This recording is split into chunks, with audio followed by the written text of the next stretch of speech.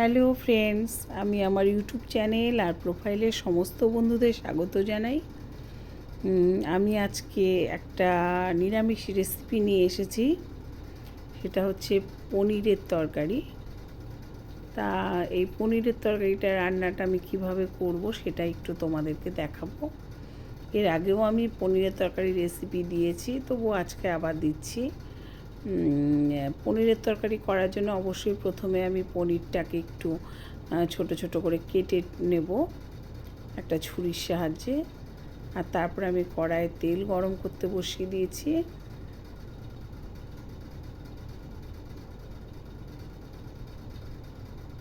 সেই তেলটা গরম হয়ে গেলে আমি তার মধ্যে দিয়ে দিলাম পনিরগুলো।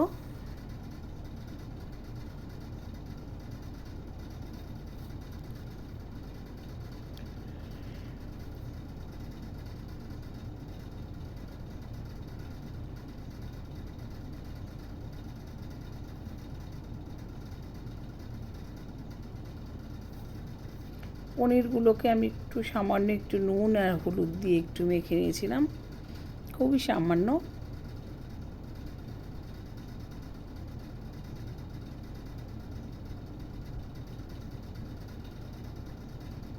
তা ভাজা মোটামুটি হয়ে গেছে পনিরগুলো।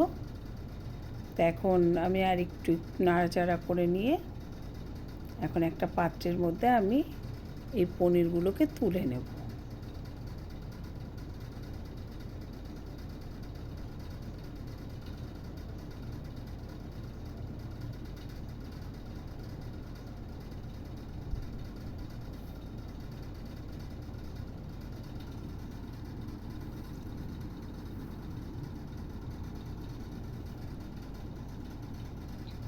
এখন এই তেলের মধ্যে আমি দিয়ে দিলাম জিরে ফোড়ন,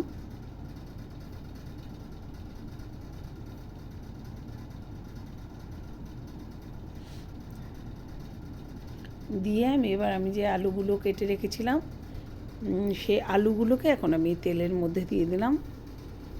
এই আলুটাকেও কিন্তু আমি খুব সুন্দর করে ভাজা ভাজা করে নেব।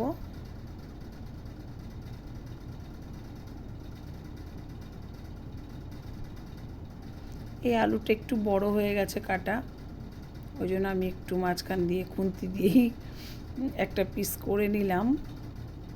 খুন্তিও অনেক সময় ছুরির কাজ করে। তো তারপরে আমি এই আলুগুলোকে একটু সময় ধরেই ভাজতে হবে, কারণ পনিরের তরকারিতে আলুটা যদি সুন্দর ভাজা থাকে তাহলে আর সেদ্ধ হতে সময় লাগে না, কারণ পনিরটা তো আর সেদ্ধ হওয়ার কোনো ব্যাপার থাকছে না। তাই আলুটাকে আমি লাল লাল করে ভেজে নিলাম। এবার এর মধ্যে একটা মশলা দিয়ে দিলাম। মশলার মধ্যে ছিল আদা, জিরে, লঙ্কা আর একটু পোস্ত।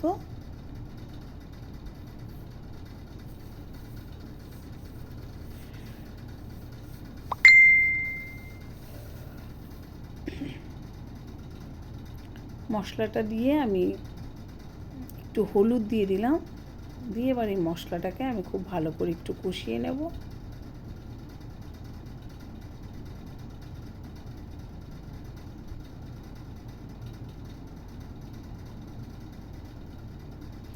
এই যে মশলাটা কিন্তু খুব সুন্দরভাবে কষানো হয়ে গেছে।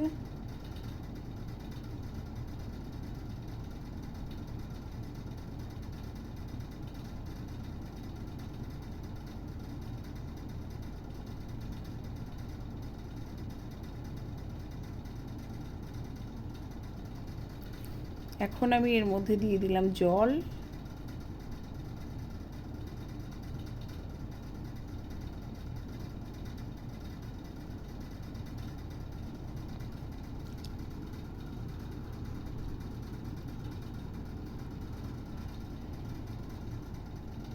আর দিয়ে দিলাম আমি স্বাদ মতো লবণ।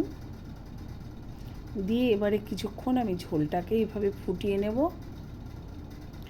যে কোনো তরকারি রান্নাতেই ঝোলটা যদি আমি ঠিকঠাকভাবে না ফুটিয়ে নিই তাহলে কিন্তু ঝোলটা একটা পানসে থাকবে।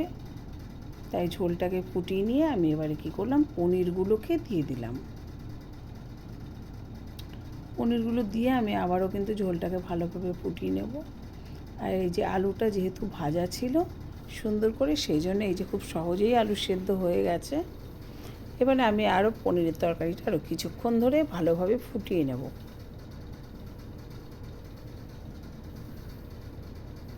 এবার আমি দিয়ে দিলাম সামান্য একটু চিনি, খুব বেশি চিনি দিলাম না।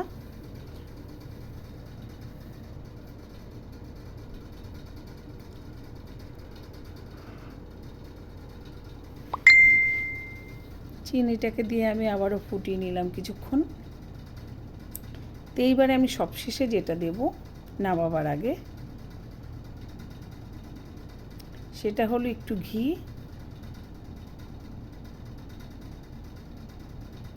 ঘিটা দিয়ে আমি আর বেশিক্ষণ কিন্তু ফোটাবো না তরকারিটা।